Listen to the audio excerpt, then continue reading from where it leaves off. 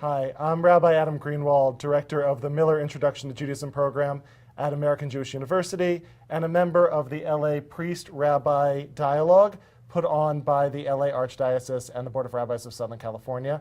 And I am joined by my friend, Father Ron Schmidt, a Jesuit priest and part of the Archdiocese of Los Angeles. and we're talking today about conversion. And we were talking just before we started about where we begin here, and you had an idea. Well, I thought we might begin with, since you precede us in the tradition, the Jewish faith precedes us, would you explain to us how Jews become Jews from the beginning, as an infant through adolescence? In terms of the life cycle. The life cycle, right. Got it. So it's a great question. How a Jew becomes a Jew is being born to a Jewish mother, traditionally. There are some liberal Jewish denominations, the Reform movement and Reconstructionist movement, who might say either parent, but the traditional definition for at least the last 2,000 years is if you emerged from a Jewish womb, you were born into the world as a Jew. Okay. That said, we do have ceremonies that affirm that covenantal relationship. So for baby boys, we have the Brit Milah, the circumcision ceremony, and for baby girls, a ceremony called the Simchat Bat, a celebration of a daughter, in which the child is given a blessing and formally inducted into the covenant. And then the Bar Bat Mitzvah ceremony at 13 for boys or 12 for girls, where again, that child then on the cusp of teenagehood reaffirms that they are a part of the Jewish tradition. But whether you do those ceremonies or not, a Jewish child who didn't have a Brit Milah, a Jewish girl who didn't have a Bat Mitzvah, is still a member of the Jewish people by virtue of coming into the world from a Jewish mother.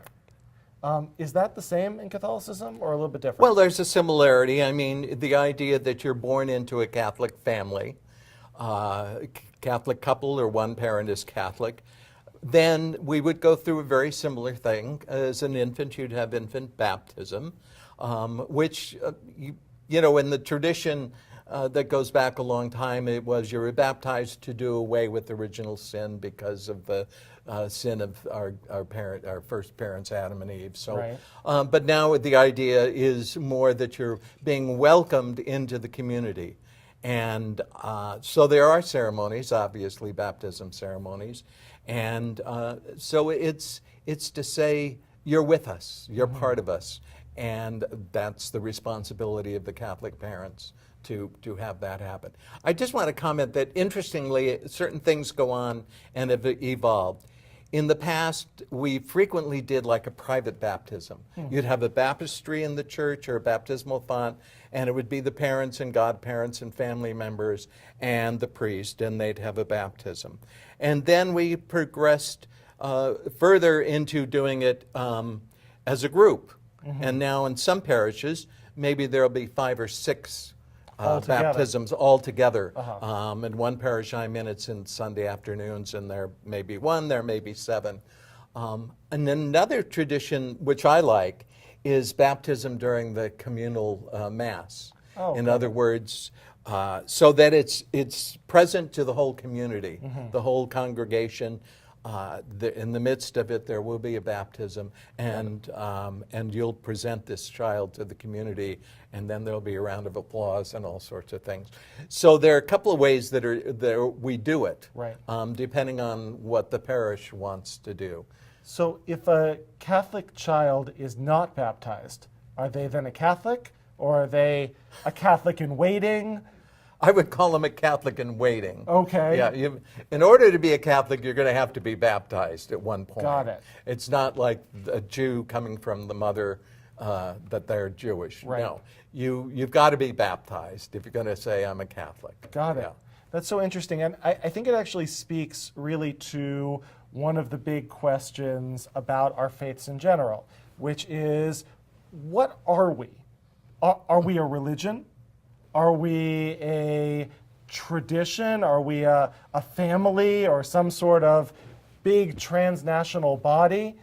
From my understanding of Judaism, I don't really think of us actually as a religion. I really think of us first and foremost as a family, because there are members of the family who believe, and members of the family who don't believe. There are many Jews who would consider themselves atheists or agnostics. There are members of the family who are more observant, and certainly members of the family who wouldn't know what to do in a synagogue if you threw them in there. But they're members of the family by virtue of being born into the family. And that's all they need to do to be part of that family. But maybe Catholicism self-defines a little bit differently. I think Catholicism self-defines a little bit differently. We'll still see it as a family, but not as necessarily the Catholic family. Now, in years ago, we did have that. We had a lot of immigrant churches. A lot of immigrants, whether they be Italians or Irish or Polish, come into the to the United States. Right. I'm specifically talking about, and they would then locate to certain neighborhoods. And so there was a bigger sense of family and ethnic identity and church identity, and there was a lot of that going on. I think now with the movement of people around the country, I don't want to say the breakdown of family, but necessarily the splintering of somebody graduates and now they're in New York, and somebody's here in LA, or somebody's in Idaho. So we don't have that sense. And frequently when I do encounter a Seder service in the home, I'm always touched by that in the Jewish tradition, because you guys are still going with that close family unit and that family. We also operate on a very different scale, Yeah. of course, right? There are something like 15 to 17 million Jews in the world, and that's just the Catholic population of a small Latin American country, right? So on the scale at which the church is operating, it would be very hard to keep track of all of your cousins. Jewishly, you're able to be a little bit more intimate, perhaps. Until, of course, we catch up with you guys. We're still waiting. Okay. And actually, that could transition us into talking about people joining a faith as adults. Right. So people can become Catholic or can become Jewish. I just want, after Catholic baptism, after Catholic baptism, around the age of 7 or 8, we have First Communion, where we introduce children through education to the Eucharist, as we call it, accepting Jesus. And so at 7 or 8, they do that. There's that movement toward confirmation, which is like a bat mitzvah or bar mitzvah. Right. So confirmation comes at adolescence, at teenagehood, just like you all do. I would imagine we copied that a little bit, I think. Realizing that now thank you. We're now moving into what we might call adult acceptance of the faith. We used to call it the age of reason. Was at 7, that's why First Communion was then. And then at adolescence, you could accept the faith more deeply and accept the Holy Spirit. That's what happens at confirmation, at that sacrament. So that's the similarities that I kind of wanted to talk about. Because it's just the standard kind of flow of the growth in faith. It's so now, if you'd like to go on to adult conversion. Well, just to think about it, it's so interesting in terms of a model of citizenship, of religious citizenship, right? Are you a citizen of some place just by virtue of being born there? Are you a citizen by virtue of participating in certain civic rituals that make you a full citizen? And it sounds like maybe one of the differences between our traditions is Jewish citizenship is automatically and irrevocably conferred upon birth. Right? In the Jewish tradition, if you say, I no longer want to be a Jew, the Jewish tradition says, that's very nice, but you're still Jewish. Right? It's a one-way street. You can't leave us. Just the same as if you're born into the United States, at least for now, you're a citizen and you get to stay. Maybe in Catholicism, there's more of a process to citizenship that begins with birth but continues with these rituals. I think that's right. That's right. It is a process. It is meant to be a process. To recognize that there's a growth, a change. So yes, a process, and then we hope that after confirmation, that you continue your education in the faith Of course. tradition, whether it's through a Catholic school or whether it's through religious education that we have in parishes where people can do Bible study or learn different forms of prayer or deepen their faith with various programs within the parish. So just to extend the metaphor, Yes. if somebody wants to immigrate to Catholicism, right? If an adult okay. who was not born into the faith wants to become a member of the Catholic communion, how does that process work? All right. Well, first of all, we would like to see them start with a relationship with Jesus. I'm curious about who Jesus Christ is, would be the question. And I want to grow deeper in my knowledge and understanding and in that relationship. So they'd first have to come to somebody in the parish or a friend or somebody Catholic and say, you know, I'm interested in becoming Catholic. I have, I hear about Jesus Christ. I've been to a mass. That's frequently what happens. A lot of people, I've been to a mass and I'm really interested in the mass and the Eucharist, and there's meaning when I'm there. Now I want to pursue Catholicism. And so then we have, once they kind of indicated that, they would go to the parish, either the parish priest or the director of religious education, or what we call the RCIA director, which is the Rite of Christian Initiation for adults. So we name it for adults. And then they start on a program to learn about the faith, to learn about the history of the Catholic Church, about sacraments, about prayer, and what it means to be a Catholic. And so it's a process then that becomes a fairly formal process. They start on classes, they start in prayer, they start learning about community, they start coming to Mass, and at some point they go through what we call the rite of acceptance in the Mass, where they stand in front of the congregation and say, basically, I'd like to be accepted. And then the priest says some prayers, we bless them, and what usually turns out is the congregation applauds and says, in a sign of, we welcome you. And that's the formal That's induction. informal induction into that process, yes. Got it. And how long does that take? Well, usually it can take a year, it can take 2 years. It's kind of like, see how one is progressing in that. So let me make a distinction here. There's a distinction for people who've never been baptized. If they've never been baptized, they're called catechumens. They're starting on the road to baptism. Got it. We have Christians who come in who have been baptized, and we accept that baptism if it's Trinitarian. If they've been baptized in the name of the Father and the Son and the Holy Spirit, then we validate that baptism. We understand that's baptized once and forever in the Trinitarian mode. So those are called candidates. And so we have catechumens who've never been baptized and candidates who have been. But if somebody came into the church and said, Father, I woke up this morning and I decided I wanted to be a Catholic, it's not like they can go to bed that night as a Catholic. Exactly. Which is maybe different than in some other Christian denominations.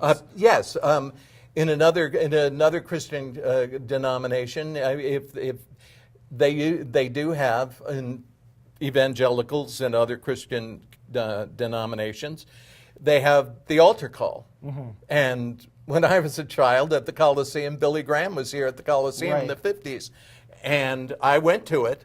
And he said, if you're willing to accept Jesus Christ, come down. Come on up. Come on down to the altar. And they would go down, and they're Christians. Right. Then, they may go through some formal process and they may have a baptism, but they've accepted Jesus Christ. In the Catholic Church, we go through a little different process. More of a formalized process, which actually is much more resonant with how we do things. And so this is very fascinating to me.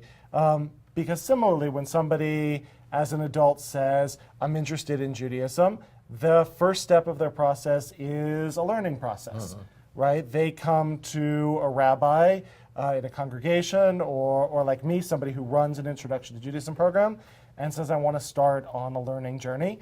And that learning process takes them through Judaism's tradition and culture and values and big ideas, and ultimately culminates with a ceremony Our ceremony is in 2 parts. The first part is called Beit Din.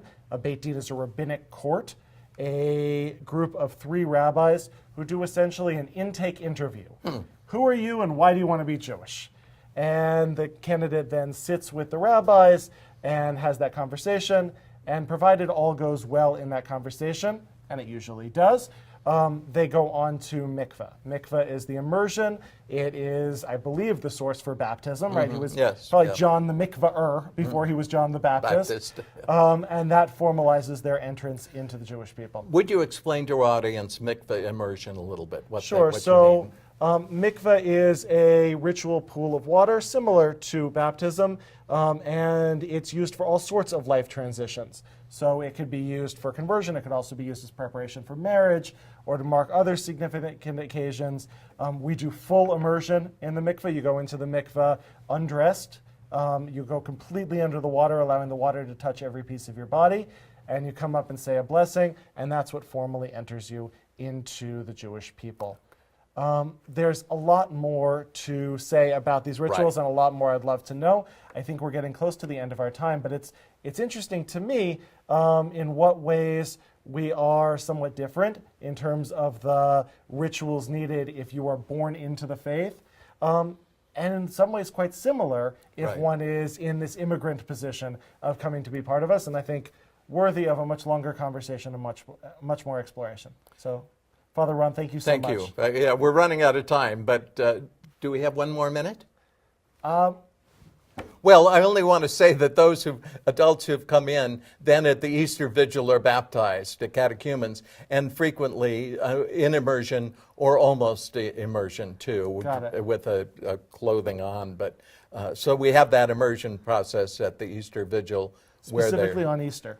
Just the night of Easter, before Easter resurrection. We have a full ceremony where they're baptized, they're confirmed, they receive First Communion, and it's a 3-hour ceremony, but you mentioned immersion, and in some churches there is full immersion, others there's a pouring of the water over the head. Got it. Yeah. Got it. I would like to attend one of those. Oh, but you're perfectly welcome. Well, I'll let you know. Yes, at my church, yeah. That sounds fascinating. And we do a whole thing on, a whole reading, about 5 or 6 of the Old Testament, because that's where we come from. Got it. Yeah, or the Hebrew scriptures, yeah. Thank you very much. Okay, thank you. Good being with you. All right, take care.